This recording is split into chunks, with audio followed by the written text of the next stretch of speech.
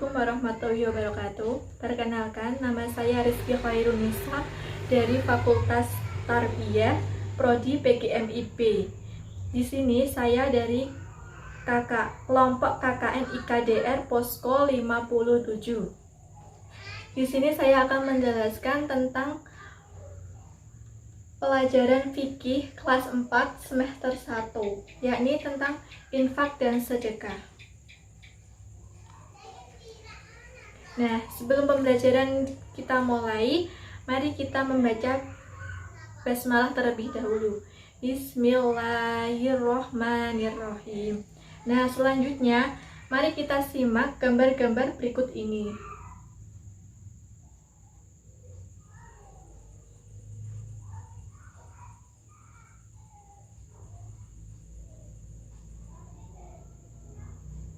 Ya, dari gambar di atas termasuk salah satu contoh orang bersedekah dan orang berinfak. Di sini saya akan menjelaskan tentang ketentuan infak. Apa sih ketentuan infak itu? Atau apa sih pengertian infak?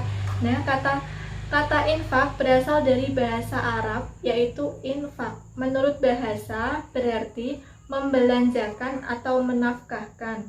Sedangkan menurut istilah agama Islam, infak berarti menafkahkan atau membelanjakan sebagian harta benda yang dimiliki dan di jalan yang diridhoi oleh Allah Subhanahu wa Ta'ala.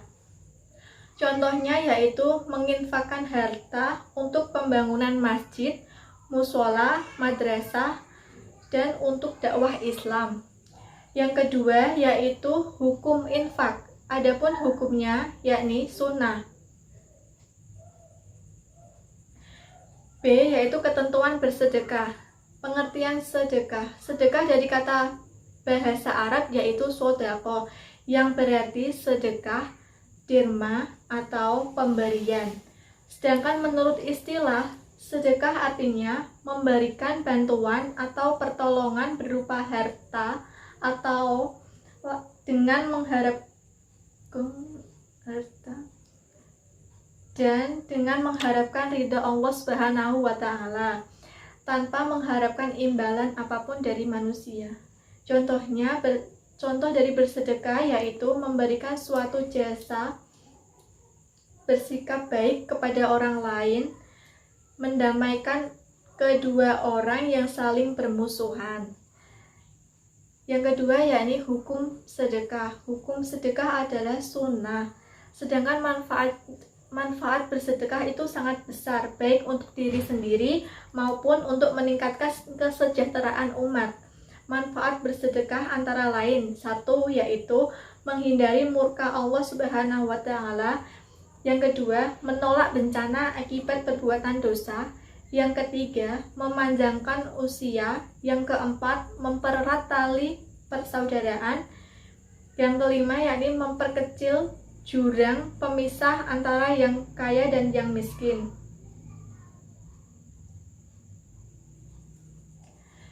Ketiga yaitu pembagian sedekah. Pembagian sedekah ada 4, yakni sedekah wajib, yaitu sedekah dalam bentuk zakat.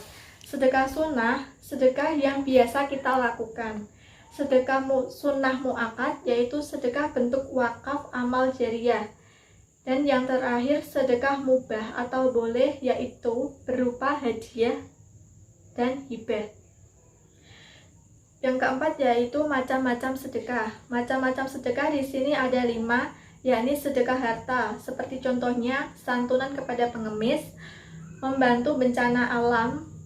Yang kedua, sedekah sikap, contohnya seperti tersenyum, menyambut tamu dengan baik, menyingkirkan penghalang yang ada di jalan. Yang ketiga, sedekah berupa lisan, contohnya seperti berbicara sopan, mengucapkan salam, mengucapkan kalimat thayyibah. Yang keempat, yakni sedekah pikiran, contohnya seperti memberikan ilmu kepada teman yang tidak bisa dan mengajari kepada teman yang tidak bisa belajar mengaji.